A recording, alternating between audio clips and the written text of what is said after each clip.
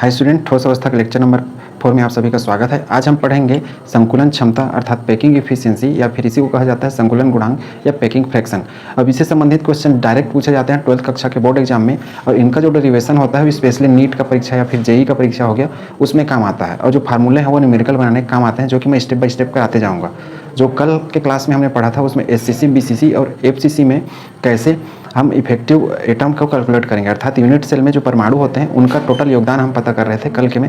आज के में हम उससे थोड़ा सा आगे बढ़ेंगे और ये पता करेंगे कि एक कोई यूनिट सेल है तो उसमें जो परमाणु होते हैं जिसको हम लैटिस पॉइंट या जालक बिंदु भी बोलते थे, या जिसको अणु या मॉलिक्यूल भी बोलते थे, या फिर आयन, अर्थात इनके नाम अलग अलग हैं और सारी चीज़ों का अर्थ है कि है लैटिस पॉइंट मतलब एटम भी हो सकता है, मॉलिक्यूल भी हो सकता है, आयन भी हो सकता है। तो हम आज पढ़ेंगे कि जो यूनिट सेल होता है उसमें जो एटम पाए जाते हैं वह एटम किसी भी यूनिट सेल का कितना हिस्सा घेर पाता है, अर्थात कितना वॉल्यूम या कितना आयतन को घेरता है।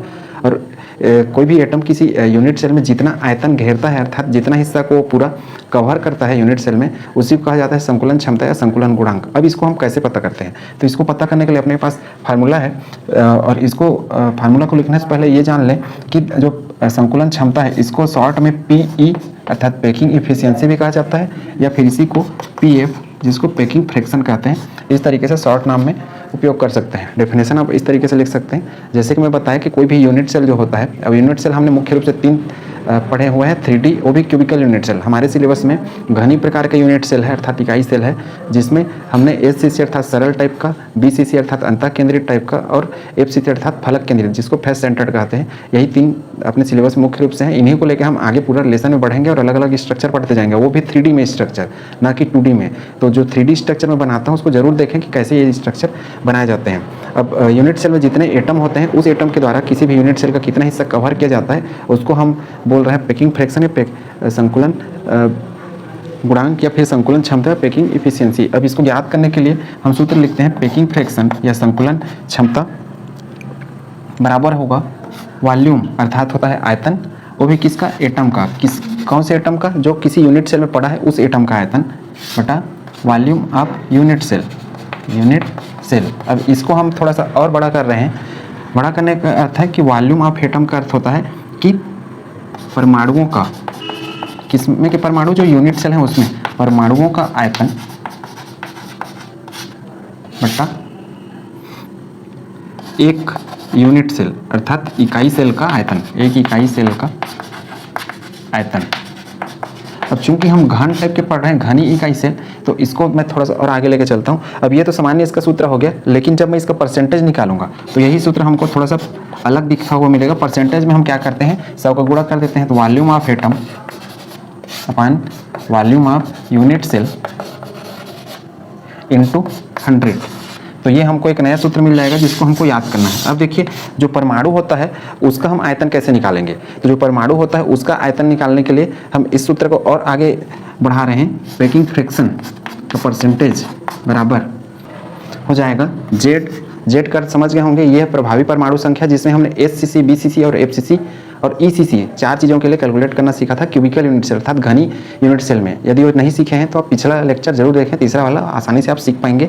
जेड वही है, उसका अर्थ कि किसी भी यूनिट सेल में कितने जो परमाणु हैं उस टोटल परमाणु का कितना हिस्सा एक यूनिट सेल को मिलता है, इस तरीके से हम उसको कैलकुलेट करते थे। साथ में एक परमाणु अर्थात एक एटम का आयतन, अर्थात मैं इसको क्या लिख सकता हूँ अंग्रेजी में, वी एटम भी लिख सकता हूँ, वी एटम, जो कि हमने पहले भी लिखा हुआ है। वी मतलब होता है वॉल्यूम अपान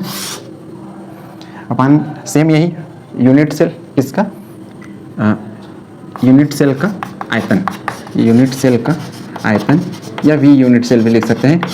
याद करने के लिए ज़्यादा इजी है, लेकिन साथ में ये जेड वाला सूत्र हमको उपयोग करना है। यूनिट सेल का आयतन अर्थात कौन सा, एक यूनिट सेल का आयतन इंटू 100। अब ये हमको सूत्र मिल गया जिसका प्रयोग हम न्यूमेरिकल में करेंगे। सूत्र दोनों एक ही है, कुछ अंतर नहीं है, हमने इसी सूत्र को एक्सटेंड कर रखा है। सामान्य सूत्र तो ये होता है, कुल मिला के जो परमाणु का आयतन है वो, और साथ में यूनिट सेल के आयतन का अनुपात हम बोल सकते हैं पैकिंग फ्रैक्शन। लेकिन हमको जब कैलकुलेशन करना रहता है गणितीय कैलकुलेशन, तो हमको इसको डिटेल में करना रहता है। तो जेड इंटू सेम यही रहेगा, इसके साथ हम जेड को सिर्फ मल्टीप्लाई कर रहे हैं।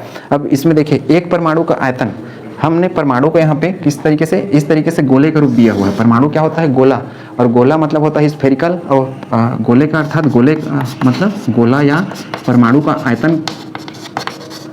आयतन होता है 4/3 पाई आर का त्रिघात। ये स्मॉल आर भी हो सकता है, कैपिटल आर भी, तो इसमें आपको कंफ्यूज नहीं होना है कि स्मॉल आर लिखे या कैपिटल आर, अर्थात ये है, और ये स्मॉल आर या कैपिटल आर दोनों टाइप का हो सकता है। अब चूंकि हमने जो एटम हमारा है उसको हमने गोल का शेप दे दिया, अर्थात एक राउंड का रूप दे दिया है, तो गोले का यदि हम आयतन देखें तो होता है 4/3 पाई आर का घात 3, अर्थात आर का क्यूब। तो इस तरीके से हम देखिए गोला या परमाणु का आयतन अर्थात एक परमाणु का आयतन, यहाँ पे इस चीज़ को रिप्लेस करेंगे, और साथ में एक यूनिट सेल का आयतन। यूनिट सेल कौन सा टाइप का, ये घनी टाइप का यूनिट सेल के लिए है। अब घनी टाइप का यूनिट सेल हमने पढ़ा हुआ था कि जो घन होता है उसकी सारी भुजाएं अर्थात इनके सारे कोण क्या होते हैं, बराबर होते हैं। यदि मैं इस पॉइंट से इस पॉइंट की दूरी ए मानूँ तो बाकी चीज़ें भी ए रहेंगी, ये वाला भी रहेगा। यदि मैं इसको लंबाई मान लूँ तो ये हो जाएगा चौड़ाई, और ये वाला हो जाएगा गहराई। इस तरीके से मैं यदि आयतन निकालूँ किसी भी घन का, तो घन का आयतन हो जाएगा लंबाई गुणित चौड़ाई गुणित क्या हो जाएगा, ऊंचाई। इस तरीके से ये हो जाएगा ए क्यूब, अर्थात ए का घात 3। तो ये हम किसके लिए निकाल रहे हैं, ये हम निकाल रहे हैं किसी भी यूनिट सेल के लिए। कौन सा यूनिट सेल, घनी टाइप का यूनिट सेल। अब इन चीज़ को मैं रिप्लेस कर रहा हूँ इस जगह पे, तो ये जो हमको फार्मूला है वो एक बड़ा सा दिखेगा, और उस फार्मूला को हमको उपयोग करना है उस जो भी क्वेश्चन आएगा उसको बनाने के लिए। अब परसेंटेज निकालने के लिए देखिए जेड, ये जेड तो हम कैलकुलेट करना सीख चुके हैं। अब परमाणु का आयतन, परमाणु का आयतन का अर्थ है कि हमने परमाणु को इस तरीके से गोल माना हुआ है, जिसको हम जालक बिंदु या फिर अणु भी कहा करते थे, जिसको हम इस तरीके से स्ट्रक्चर बनाना सीखे हुए थे, अर्थात इनमें जो पॉइंट रहते थे यही वास्तव में हमारे परमाणु या जालक बिंदु हैं, और इन्हीं के लिए हम लिख रहे हैं। चूंकि ये गोल शेप का है इसलिए हम इसको स्फेरिकल मान रहे हैं। स्फेरिकल या गोले का जो आयतन होता है 4/3 पाई आर का क्यूब, और इसी को हम परमाणु के लिए मान रहे हैं अर्थात एटम के लिए। और यहाँ आर और का अर्थ स्मॉल आर या कैपिटल आर दोनों हो सकता है, वो सिचुएशन के हिसाब से उपयोग कर सकते हैं। अलग अलग बुक में वो अलग अलग चीज़ें आपको मिल सकती हैं, स्मॉल आर भी मिल सकता है और कहीं कैपिटल आर भी, उसको वहाँ से आपको कंफ्यूज नहीं होना है। अब इस चीज़ को मैं रिप्लेस कर रहा हूँ, यहाँ से एक परमाणु का आयतन अर्थात ये हो जाएगा 4/3 पाई आर का क्यूब अपान।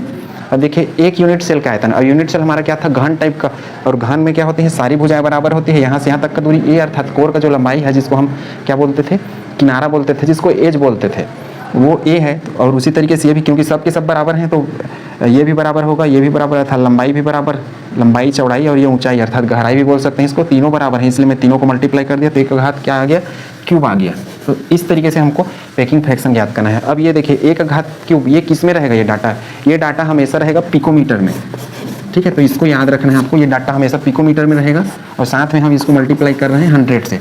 तो इस तरीके से हमको एक फार्मूला मिल गया जिसको हमको बहुत अच्छा से याद रखना है, जो कि हमको गणित बनाने में मदद करेगा। परसेंटेज, तो ये परसेंटेज निकालने के लिए 100 का गुना करना पड़ेगा। परसेंटेज यदि नहीं निकालना है तो 100 को हम हटा देंगे तो वो बिना परसेंट वाला निकल जाएगा। ये तो है कि कोई भी परमाणु किसी भी यूनिट सेल में कितना जगह घेरता है उसके लिए। अब यदि हमको वाइड्स पता करना है, अर्थात क्योंकि कोई परमाणु जब किसी यूनिट सेल में फिट होगा इस तरीके से हर जगह, तो जरूरी नहीं है वो परमाणु सारे यूनिट सेल को कवर कर दे, कहीं ना कहीं तो खाली भी जगह रहेगा।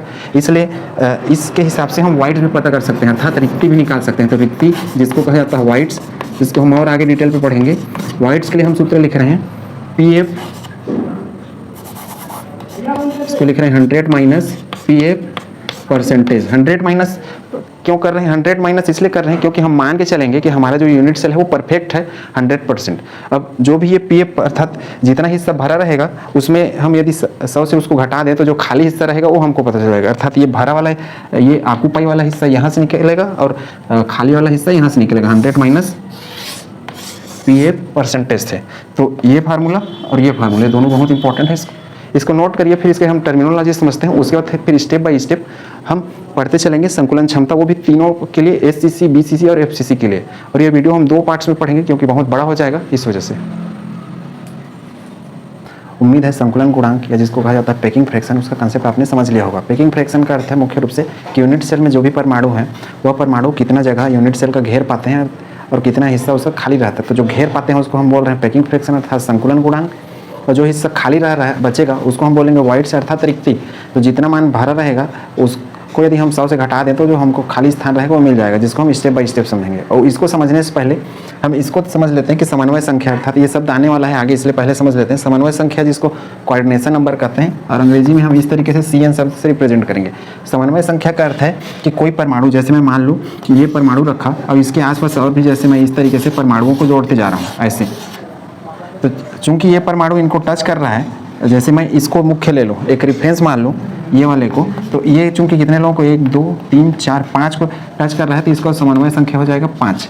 अब ऐसा नहीं है कि सिर्फ टच करते रहे, कुछ कुछ केस में टच नहीं करते रहेंगे। जैसे मैं मान लो बीच में एक परमाणु रखा, एक ऐसा है, तो इसके जो सबसे नज़दीक हैं उन्हीं को मैं बोलूँगा इसका समन्वय संख्या। अब देखिए इसमें सबसे नज़दीक कौन कौन है, एक इसके करीब है, जैसे मैं इसको रेफरेंस ले लूँ तो इसमें क्या लिखा हूँ, किसी परमाणु के सबसे नज़दीक अन्य परमाणुओं की संख्या। अब किसी परमाणु अर्थात जिसके लिए हम समन्वय संख्या अर्थात कोऑर्डिनेशन नंबर निकालते हैं, उसको हम मुख्य लेके बाकी को उसका साइड वाला मान लेते हैं। तो देखिए इसके सबसे नज़दीक में कौन कौन है, एक ये है नज़दीक, पहला हो गया, दूसरा ये है, तीसरा ये है, और इसके बाद एक ये है चौथा, और बाकी सब दूर दूर है। तो इसकी समन्वय संख्या होगी 4। क्यों? क्योंकि यही सबसे नज़दीक है, तो जो सबसे पहले नज़दीक में है उन्हीं को हम बोलेंगे इसका समन्वय संख्या। तो यहाँ पे हो जाएगा समन्वय संख्या का मान 4। तो उम्मीद है समन्वय संख्या आपने समझ लिया होगा। कहने का अर्थ है कि कोई परमाणु अपने आसपास कितने अन्य परमाणुओं से घिरा है उनकी संख्या को हम बोल रहे हैं वास्तव में समन्वय संख्या। जैसे मैं इस केस में बताया कि इसको टच करने वाले टोटल 5 है और यही सबसे नज़दीक है, तो या तो सबसे नज़दीक होने चाहिए या फिर उनको टच करने वाले होने चाहिए, अर्थात उनको स्पर्श करने वाले। अब देखिए नेक्स्ट एग्जाम्पल मैं लेता हूँ, जैसे मैं मान लो ये टच कर गया, ये भी टच कर गया, ये टच कर गया। अब ऐसे में एक इसके लिए यदि समन्वय संख्या मुझे देखना है, काउंट करना है, तो चूंकि इसको कितने, ये 5, अब इधर इनको भी ऐसा बना दे रहा हूँ, ठीक है। यहाँ पे समझते जाएंगे लॉजिक को। अब चूंकि इसको कितने 1 2 3 4 5 6 चीज़ें टच कर रही है, इसलिए इसका समन्वय संख्या कितना हो गया 6। अब नेक्स्ट मैं इसका उदाहरण लेता हूँ, ये वाले का, ठीक है। अब इसको कितनी चीज़ें टच कर रही हैं या कौन इसके सबसे नज़दीक में है, तो देखिए 1 2 और ये थोड़ी सी दूर में है, तो चूंकि ये चीज़ें टच कर रही हैं तो इसका समन्वय संख्या हो जाएगा 2। क्योंकि समन्वय संख्या के केस में प्रायः हम ये देखेंगे कि जो चीज़ें उसको टच करेंगे उसी को हम समन्वय संख्या कहेंगे, अर्थात जितने परमाणु इसको पर्टिकुलर को टच करने वाले हैं। और यदि टच नहीं करने वाले रहेंगे तो सबसे नज़दीक वाली स्थिति को देखेंगे। जैसे इसमें हमने सबसे नज़दीक वाली स्थिति इनको लिया क्योंकि कोई टच नहीं कर रहे थे, तो जब कोई टच नहीं करेंगे तो सबसे नज़दीक में कौन है उनकी संख्या को गिनेंगे, अर्थात कितने परमाणुओं से घिरा है। और यदि टच करते हैं तो इस तरीके से देखना है। जैसे मैं एक और केस ले लेता हूँ इस तरीके से, इसे मान लो यहाँ पर मैं ऐसा लिया, तो चूँकि ये टच करने वाले हैं सब के सब, तो इसका समन्वय संख्या मैं 4 लिखूंगा। लेकिन यहीं पे यदि मैं इसके लिए काउंट करूं, ये बगल वाले के लिए, इसके लिए, तो इसको कितने टच कर रहे हैं 1 और ये 2, तो इसका समन्वय संख्या तो हो जाएगा 2। लेकिन इसका ये कितने चीज़ों को टच कर रहा है 1 2 3 4, तो इस और इसका समन्वय संख्या हो जाएगा 4। तो उम्मीद है समन्वय संख्या आपने समझ लिया होगा। कोई परमाणु जब कितने अन्य परमाणुओं को स्पर्श करे तो उन्हीं परमाणुओं की संख्या को हम बोल रहे हैं समन्वय संख्या। या फिर ऐसा बोल सकते हैं कि कोई भी परमाणु के सबसे नज़दीकी परमाणु, जैसे इस केस में मैं लिया था सबसे नज़दीकी। या फिर ऐसा मैं बोल सकता हूँ जैसे एक हमारा ये है और इसके ऐसा आसपास में बना दिया था जो इसको टच ना करते रहें, ऐसे दूर दूर में और कुछ करीब में भी बना दिया। तो इसके देखिए जो सबसे करीब में है उन्हीं को मैं बोलूँगा समन्वय संख्या इसका। जैसे मैं मान लो इसके लिए काउंट कर रहा हूँ समन्वय संख्या, तो दूरी लो तो ये है 5, ये है 5 और ये है 5। तो चूँकि 3 सबसे पास में है, बाकी इससे थोड़े दूर हैं, तो जो सबसे नज़दीक रहेंगे उसी को मैं इसका क्या बोलूँगा समन्वय संख्या। तो उम्मीद है कंसेप्ट आपने समझ लिया होगा समन्वय संख्या किसको कहते हैं। ये तो समन्वय संख्या का कंसेप्ट है जिसको हम और आगे पढ़ते जाएंगे कि समन्वय संख्या वास्तव में क्या रोल अदा करता है किसी भी क्रिस्टल में और किसी भी यूनिट सेल के लिए। अब इसके अलावा मैं एक यूनिट सेल बना रहा हूँ जिसमें जो हम इसके पहले भी पढ़ चुके थे, ये देखिए घनी एकक सेल या यूनिट सेल। अब घनी यूनिट सेल में कुछ शब्दावली आने वाले हैं, उसका अर्थ समझिए कि उनका अर्थ क्या होता है।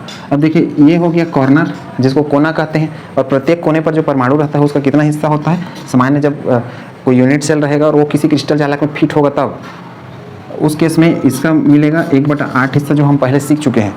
इसको कहा जाता है एज सेंटर। इनको एज अर्थात किनारा या इसी को कोर कहते हैं। तो कोर हमारे पास टोटल होते हैं 12 और एक को टोटल 4 भाग में बांटते हैं, जो कि हम पहले पढ़ चुके हैं पिछले लेक्चर में, पिछले वीडियो में। तो उसको आप रिवाइंड करके जरूर देखें। तो इसका मिलता है एक ही इसको 1/4 हिस्सा।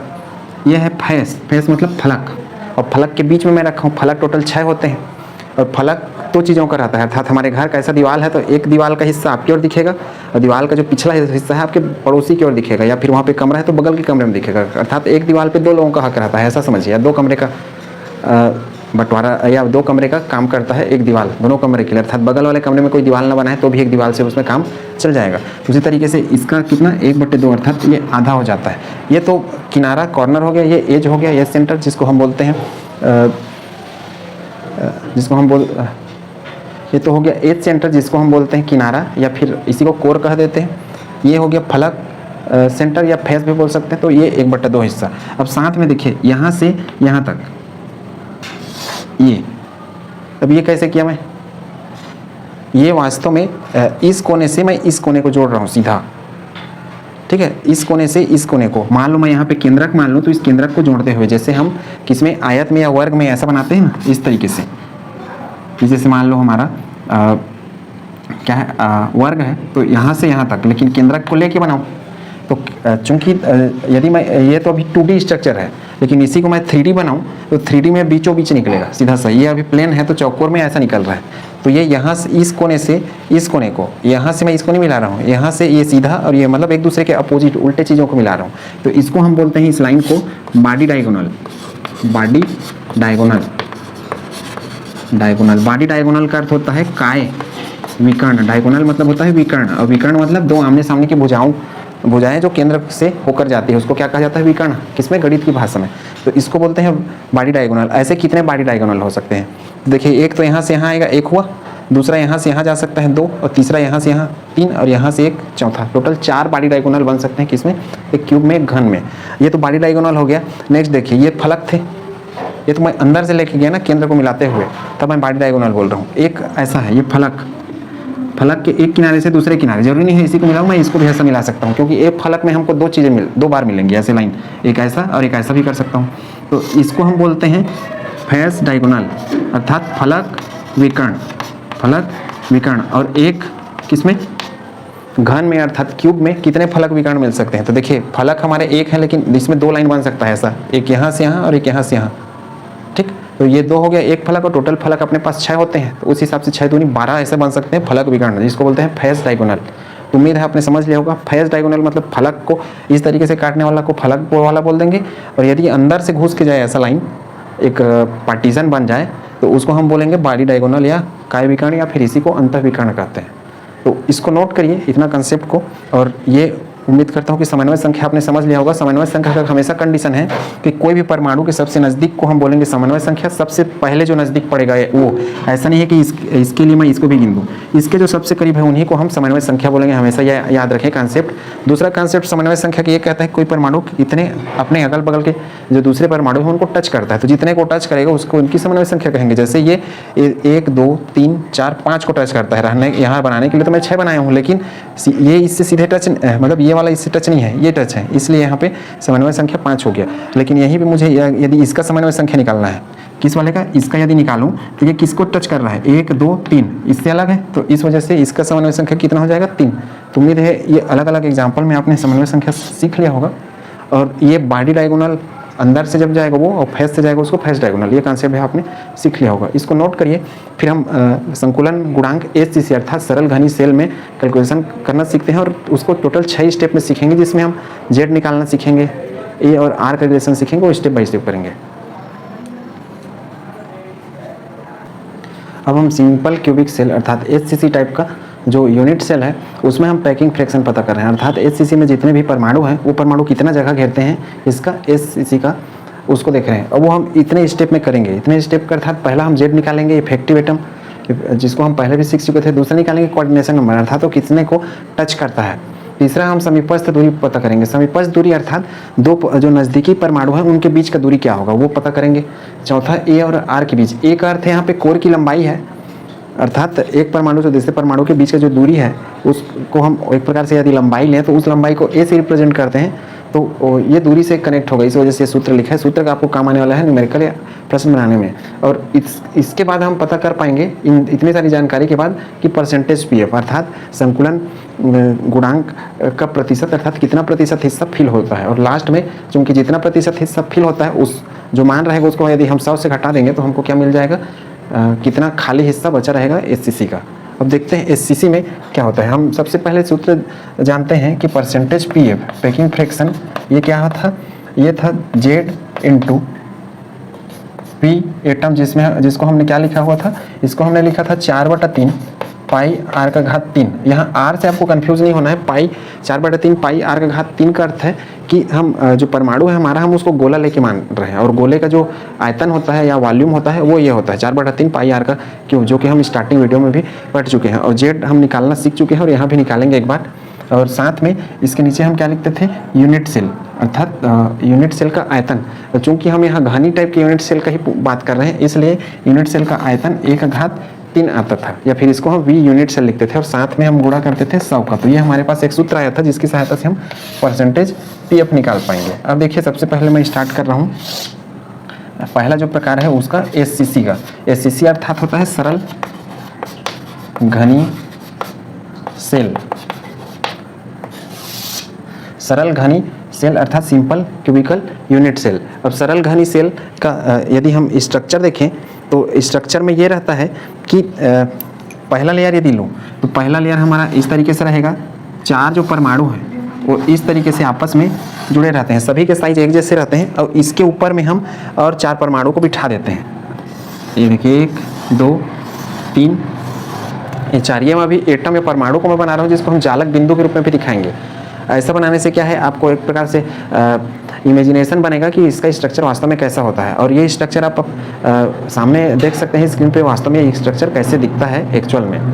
और ये जो लेयर रहता है ये इसके ऊपर में रहता है, पूरा इसके ऊपर में, अर्थात इसके ठीक ऊपर में, मतलब ये एक तल पे 4 बॉल ऐसे रखे हुए हैं और उसके ऊपर फिर 4 बॉल हमने ठीक ऊपर में रख दिया है, अर्थात इसके ठीक इसके ऊपर बिठा दिया है। अब ये चीज़ हमको कैसे दिखेगा, इसको जब हम स्ट्रक्चर के रूप में ड्रा करेंगे तो ये ऐसे दिखने लगेगा वास्तव में।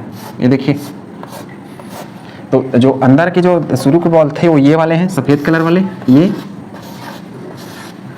ठीक। अब इसको हम बोल रहे हैं जालक बिंदु। यही परमाणु था, परमाणु को ही हम पॉइंट के रूप में दर्शाते हैं, जो कि हम पहले पढ़ चुके हैं, क्योंकि पॉइंट के रूप में दर्शाने पे हमको 3D स्ट्रक्चर बनाना आसान हो जाता है।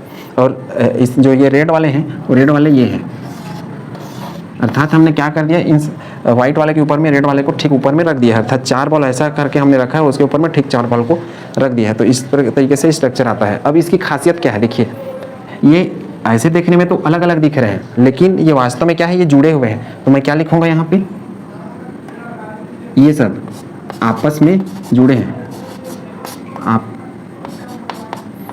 आपस में संपर्क में, अर्थात इन कांटेक्ट, संपर्क में ही। तो ये याद रखना है कि संपर्क में क्यों है, क्योंकि ये एक दूसरे से चिपके हुए हैं और उसके ऊपर हमने रखा है। बीच में कोई चीज़ यदि रखेंगे तो ये फैलेगा, जिसको हम बीसीसी वाले टाइप में पढ़ेंगे, बॉडी सेंटर्ड क्यूबिक सेल में, ठीक। तो ये याद रखें, जैसा यहाँ पे इमेजिनेशन दिख रहा है उसी को यदि हम यहाँ देखेंगे तो ये अलग अलग जरूर दिखते हैं, लेकिन वो हमने लेटिस पॉइंट बना दिया है, अर्थात इनको छोटा छोटा पॉइंट का रूप दे दिया है ऐसे। तो इन्हीं पॉइंट को हम यहाँ पे ऐसे दिखा रहे हैं, छोटे छोटे बबल्स या गोले के रूप में, जिसको लेटिस पॉइंट कहते हैं। ये वास्तव में अलग अलग है ऐसे। तो उम्मीद है यहाँ तक आपने समझ लिया होगा। अब देखिए हम अपना स्टार्ट करते हैं। सबसे पहले हमारा जो पॉइंट है वो क्या है, हम सबसे पहले स्टार्ट कर रहे हैं जेड निकालना। तो यहाँ से मैं स्टार्ट करता हूँ जेड अर्थात प्रभावी परमाणुओं की संख्या।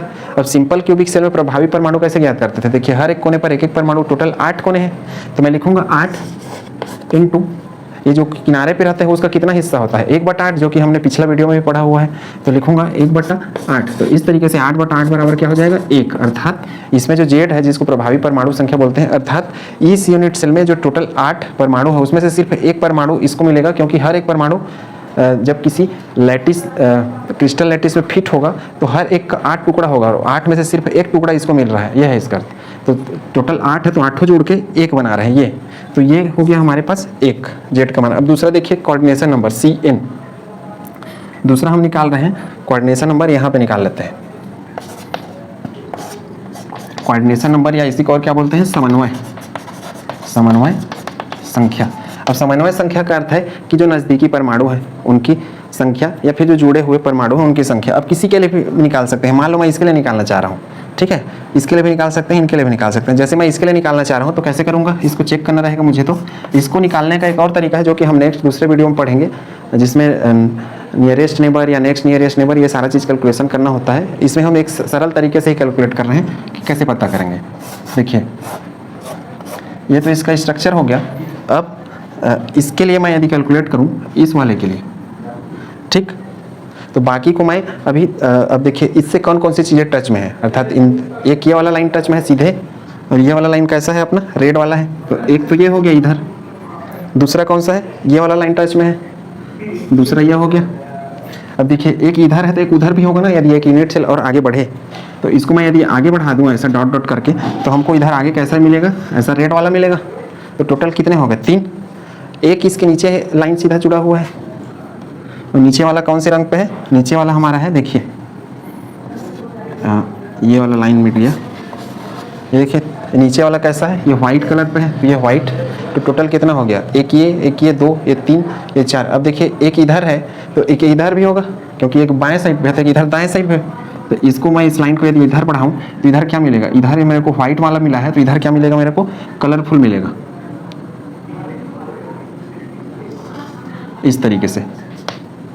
ठीक, तो 1 2 3 4 5। अब देखिए एक यहाँ नीचे है तो एक ऊपर होगा, अर्थात इसके दाएं बाएं ऊपर नीचे आगे पीछे सभी तरफ एक एक है मिलेंगे। तो इधर यदि जाऊं तो इधर मेरे को मिलेगा इस तरीके से। तो उम्मीद है चीज़ आपने समझ लिया होगा। अब देखिए ये कितने से घिरा है, 1 2 3 4 5 6। अब ऐसा कब दिखेगा, ऐसा तब दिखेगा जब इसके साथ और हम दूसरे यूनिट सेल को किसी लैटिस में फिट करेंगे। अब ये ऐसा टाइप का है कि यदि हमारा लैटिस है तो इसमें सिर्फ एक कॉर्नर पे ऐसा बैठा हुआ है, बाकी सारे कॉर्नर को हम नहीं देख रहे हैं क्योंकि ये 3D स्ट्रक्चर बन रहा है। तो इसको हमने इसमें बैठा दिया और बाकी सारी चीज़ें के लिए हम कल्पना कर रहे हैं कि वो स्ट्रक्चर कैसे होगा। जरूरी नहीं यहीं बैठा रहे, यहाँ भी बैठा सकते हैं क्योंकि यहीं पे ये खत्म नहीं हुआ है। लेटिस तो बहुत बड़ा होता है, वो इधर भी रहेगा इधर भी रहेगा। ये हम इतना को इमेजिनेशन करते हैं कि इतना यदि हो तब क्या होगा।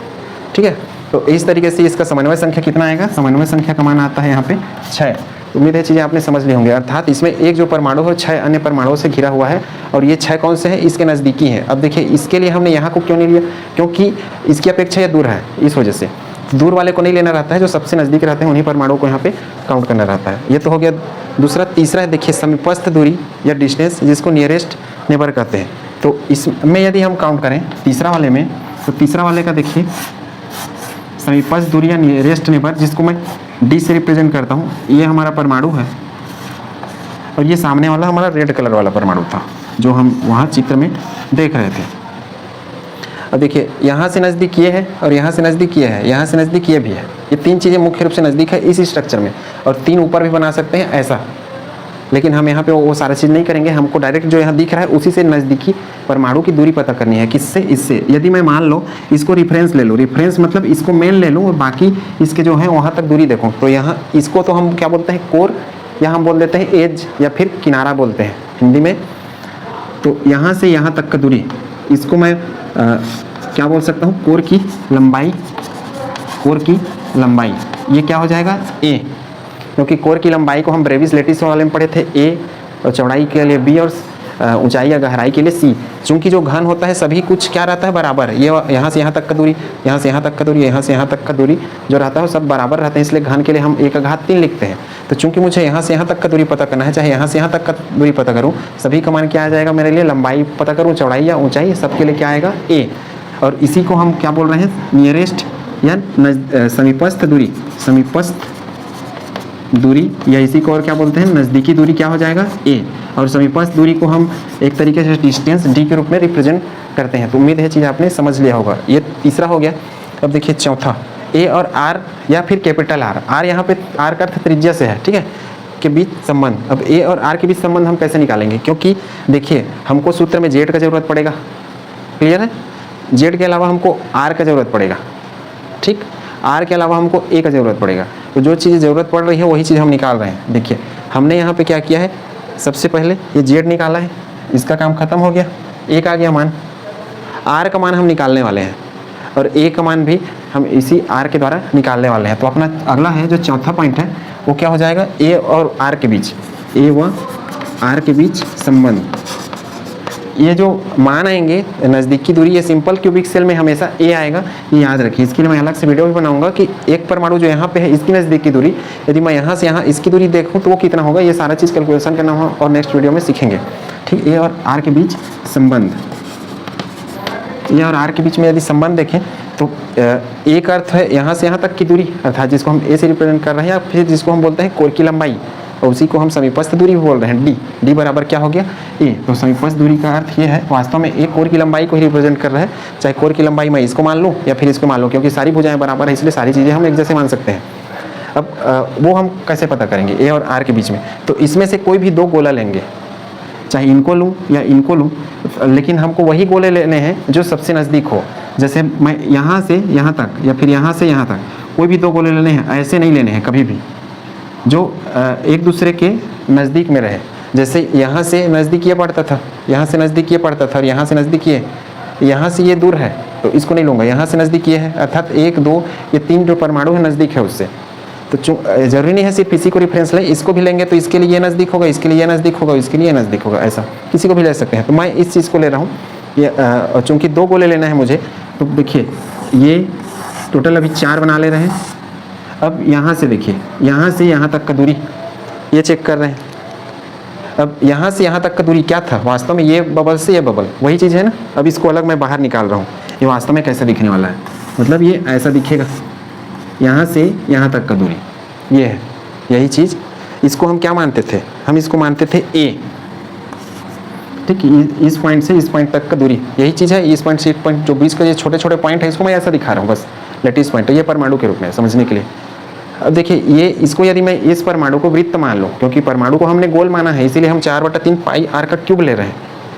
तो इसको मैं यदि वृत्त मानूँ तो यहाँ से यहाँ तक का जो दूरी होता है वो क्या होगा, त्रिज्या कहलाएगा ना। इसको मैं क्या बोल सकता हूँ, आर, या मैं ऐसा लिख सकता हूँ कैपिटल आर भी लिख सकता हूँ वहाँ पे, तो उससे फर्क नहीं पड़ता आप कैपिटल आर लिखें या स्मॉल आर। आर और ये आर दोनों एक ही चीज़ है, मैं यहाँ पे पहले से क्लियर कर रखा हूँ। देखिए आर या आर के बीच में संबंध, तो किसी किसी बुक में कैपिटल आर मिलेगा, किसी जगह पे आर मिलेगा, कन्फ्यूज नहीं होना है, इसका अर्थ हमेशा त्रिज्या ही होता है। तो यहाँ से यहाँ तक के बीच की दूरी आर, क्यों, क्योंकि वृत्त के केंद्र से परिधि की दूरी हमेशा क्या कहलाती है, त्रिज्या। ये भी तो एक वृत्त है ना, तो यहाँ से यहाँ तक की दूरी क्या है, हो जाएगा आर। तो मैं ऐसा लिख सकता हूँ ना, ए बराबर 2r, ठीक है। उम्मीद है यहाँ तक आपको समझ में आ गया होगा। ए बराबर 2r कैसे, यहाँ से यहाँ तक का दूरी पूरा हम क्या लेते थे, ए लेते थे, कोर की लंबाई। अब चूंकि ये जो छोटा है इस वृत्त के लिए r, क्योंकि ये त्रिज्या का काम करेगा, और यहाँ से यहाँ तक का दूरी इसके लिए भी त्रिज्या, क्योंकि ये भी r है और ये भी r है, दोनों को जोड़ दूंगा तो क्या हो जाएगा 2r, 1r धन 1r बराबर 2r। अब इस तरीके से हमको a और r के बीच में रिलेशन पता चल गया। अब यदि मैं इसके त्रिज्या की बात करूँ तो त्रिज्या मुझे निकालना रहेगा, तो क्या करूँगा, इसी सूत्र को बदल दूंगा, r बराबर क्या हो जाएगा a/2।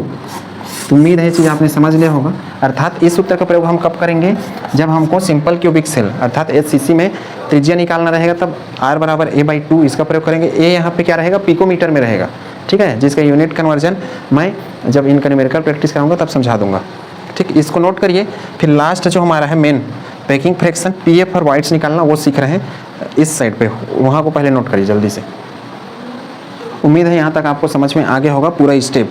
यहाँ से हमने स्टार्ट किया था, ये 4 बॉल्स थे या 4 परमाणु, उसके ऊपर हमने ठीक रख दिया है, जो कि आप इमेज में अपना देख पा रहे होंगे। अर्थात इसके ऊपर हमने ऐसा बिठा दिया, और यही चीज़ हमको ऐसा दिखता है वास्तव में जब हम इनको लेटिस पॉइंट के रूप में दिखाते हैं, और वो हमने यहाँ तक निकाल लिया। अब देखिए यहाँ पे त्रिज्या निकालने के लिए सूत्र भी पूछा जाता है, इसलिए R का अर्थ ये है, और ये D बराबर A, ये भी, ये दोनों आपको ज़रूरत पड़ेगा।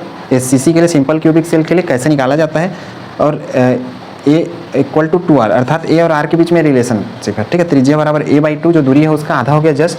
अब देखिए हम 5वां जो अपना पॉइंट हमने यहाँ पे बनाया हुआ था वो क्या था, पैकिंग फ्रैक्शन परसेंटेज, ठीक, परसेंटेज पैकिंग फ्रैक्शन। ये हम कैसे निकाल रहे हैं, सूत्र देखिए Z, तो SCC के लिए Z का मान क्या हमने निकाला था 1, क्योंकि कॉर्नर वाला स्थिति था वो बताया था, तो 1 लिखूँगा मैं Z वाले में। ये 4/3 पाई r का घात 3।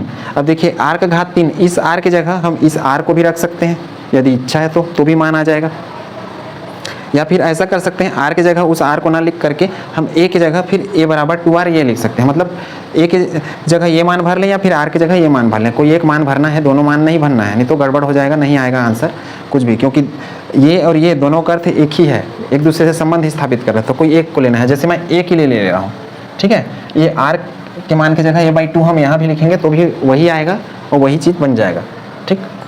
तो a का घात 3 मतलब a बराबर 2r है, तो 2r का घात 3। अब देखिए a बराबर 2r, r बराबर a/2, तो यहाँ पे हम a/2 ब्रैकेट के बाहर 3 भी लिखते, तब हम इसको a का घात 3 रखते, अर्थात इस मान को हम फिर नहीं भरते, तो दोनों में से कोई एक मान भरना है, क्योंकि दोनों का अर्थ एक ही है इस रिलेशन के हिसाब से, बस हमने इसको बदल दिया है। मैं इस मान को प्रीफर कर रहा हूँ, आप इसको भी कर सकते हैं r वाले मान को। अब देखिए ये क्या हो गया, 4/3 पाई r का क्यूब, ये क्या हो जाएगा, 2 दूनी 4 दूनी 8 और r का घात 3, और ये क्या था यहाँ पे इंटू 100 था, ये देखिए इंटू 100, और ये क्या हो गया इंटू 100। इसको जब सॉल्व करेंगे तो ये आएगा 52.4%। ये क्या है, ये है परसेंट PF, अर्थात इतना प्रतिशत हिस्सा किसका, सिंपल क्यूबिक सेल का भरा हुआ है। और साथ में आप देखिए परसेंट वाइट्स निकाल रहे हैं, परसेंट वाइट्स अर्थात रिक्ति, अर्थात कितना हिस्सा बचा। तो मान लो मैं इसको पूरा 100 मान लूँ, तो 100 में से इतना हिस्सा तो भरा है, बाकी बच गया, तो 100 ऋण 52.4, तो ये क्या आ जाएगा, देखिए ये आ जाएगा 47.6, 47.6%, इतना हिस्सा खाली रहेगा। ठीक, अब देखिए इससे क्या होगा, इससे ये होगा कि ये घर के में जैसे दीवार बनता है उसी तरह है। जैसे ईंट, एक ईंट को मैं मान लो, एक ईंट को दूसरे ईंट से ऐसे जोड़ते जाऊँ तो दीवार मजबूत बनेगा, लेकिन मैं एक ईंट को ऐसे रखूँ, उसके बाद बीच में गैप कर दूँ, फिर ईंट को गैप कर दूँ, तो क्या होगा, गैप बनने से दीवार कमजोर बनेगा। बस वैसे ही क्रिस्टल में क्या होता है, परमाणु जितने करीब रहेंगे एक दूसरे के, उतना ही क्या होगा, जो हमारा क्रिस्टल रहेगा वो स्थायी बनेगा, स्टेबल बनेगा। अर्थात पैकिंग फ्रैक्शन का मान जितना अधिक आएगा उतना ही अधिक स्थायित्व क्या बढ़ेगा, अर्थात उतना ही अधिक स्थायित्व हो बढ़ेगा। यह है इसका अर्थ। पैकिंग फ्रैक्शन का मान बढ़ेगा, इसका अर्थ है कि स्थायित्व, किसका स्थायित्व, जो क्रिस्टल है हमारा या फिर जो यूनिट सेल है उसका स्थायित्व क्या होने वाला है, बढ़ने वाला है। तो उम्मीद है चीज़ें आपने समझ ली होंगी, इसको नोट करिए। फिर हम इसका जो दूसरा प्रकार है, ये तो HCC के लिए था, अब हम BCC और FCC के लिए भी निकालते हैं कि पैकिंग फ्रैक्शन अर्थात संकुलन गुणांक कितना है। अर्थात जो सिंपल क्यूबिक सेल है उसमें सिर्फ इतना प्रतिशत हिस्सा परमाणु के द्वारा भरा जा रहा है, बाकी हिस्सा पूरा खाली रहता है। ठीक है, बीच में अर्थात खोखला टाइप का स्थिति बन जाता है। ये वाला देखिए जो खांच दिख रहा है, ये बीच पूरा खोखला रहेगा, ये रिक्ति है, और रिक्ति का प्रतिशत कितना है, 47.6। इतना भाग खाली रहेगा, इतना भाग भरा रहेगा परमाणु से। तो ये जो परमाणु भरे रहेंगे इन्हीं को हम बोल रहे हैं पैकिंग फ्रैक्शन। इसको नोट करिए।